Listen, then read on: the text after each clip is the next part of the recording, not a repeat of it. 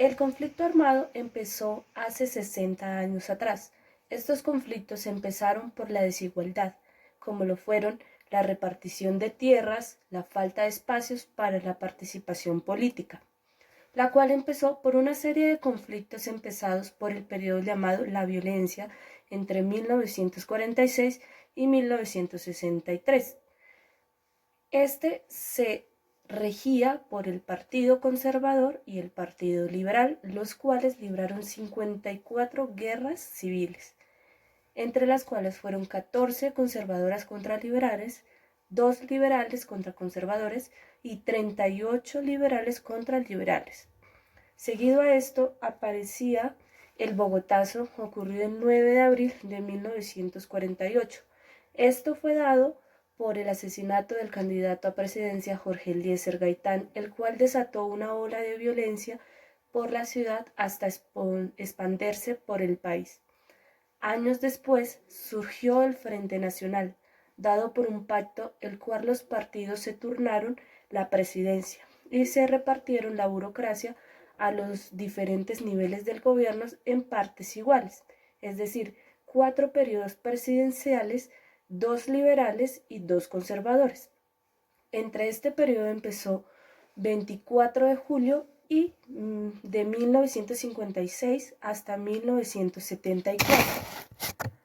Como el pacto incluía solo estos dos movimientos, surgieron los movimientos opositores, el Movimiento Revolucionario Liberal, MRL, el Movimiento Obrero Independiente Revolucionario, MOIR, y la Alianza Nacional Popular. En 1970 se realizaron cambios drásticos a la política económica. El resultado de esto fue el deterioro de la estructura social.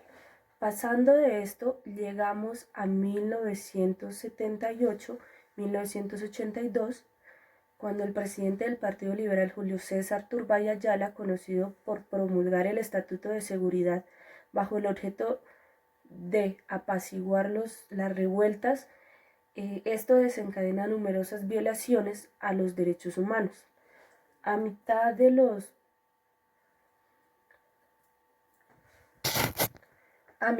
siglo XX aparece el surgimiento de las guerrillas, que empezaron inicialmente para proteger los derechos de los pueblos. En estas se encuentran el Ejército del Pueblo, la FARC-EP, el Ejército de Liberación Nacional, EPL, y el Movimiento 19 de Abril, el M19. En 1990 el tráfico de coca se intensifica aún más el tráfico de esta.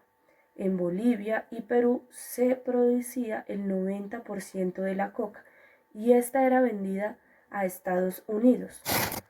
Sin embargo, luego de un hongo que acabó con el cultivo de las FARC-EP, acogieron gran parte de las hectáreas de la hoja de coca o de los cultivos de estas.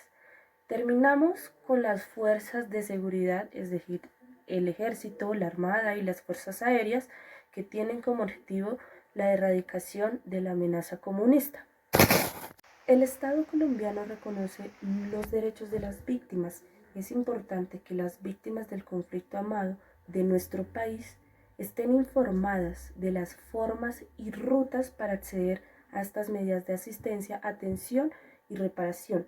La Ley de Víctimas y Restitución de Tierras se implementa de manera gradual y progresiva durante 10 años, contemplados para su vigencia a partir del 10 de junio de 2011.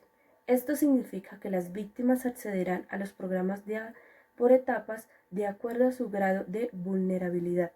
La Ley de Víctimas y Restitución de Tierras representa un avance importante para la búsqueda de la paz, hacia la protección y la garantía de los derechos de las víctimas del conflicto armado interno, y un giro a las políticas del Estado colombiano que pone a las víctimas en el centro. Las víctimas del conflicto armado tienen derecho a la verdad, la justicia y reparación integral, a ser destinatario de las acciones afirmativas adelantadas por el Estado para proteger y garantizar el derecho a la vida en condiciones de seguridad, solicitar y recibir atención humanitaria. En el caso de las víctimas distintas al desplazamiento forzado, pueden acceder por solo una vez a la ayuda humanitaria en el momento de la violación de sus derechos. Para las víctimas del desplazamiento forzado, la ayuda humanitaria se entregará hasta que cese su vulnerabilidad. También tienen derecho a participar en la formulación, implementación y seguimiento de la política pública de prevención, atención y reparación integral. También que la política pública de asistencia, atención y reparación tenga enfoque diferencial. También la reunificación familiar cuando por razón de su tipo de victimización se haya dividido el núcleo familiar. Retomar a su lugar de origen o reubicarse en condiciones de voluntariedad, seguridad y dignidad en el marco de política de seguridad nacional.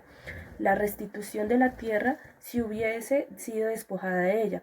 Recibir información sobre las rutas y medios de acceso a las medidas que se establezcan en la ley. Y por último, conocer el estado de procesos judiciales y administrativos que se estén adelantando en los que tengan un interés como parte o intervenientes. Recordemos que las personas que son reconocidas como víctimas son personas que individual o colectivamente hayan sufrido un daño por hechos ocurridos a partir del 1 de enero de 1985 como consecuencia de violaciones graves y manifiestas de las normas internacionales de derechos humanos y de infracciones al derecho internacional humanitario ocurridos con ocasión con el conflicto armado interno.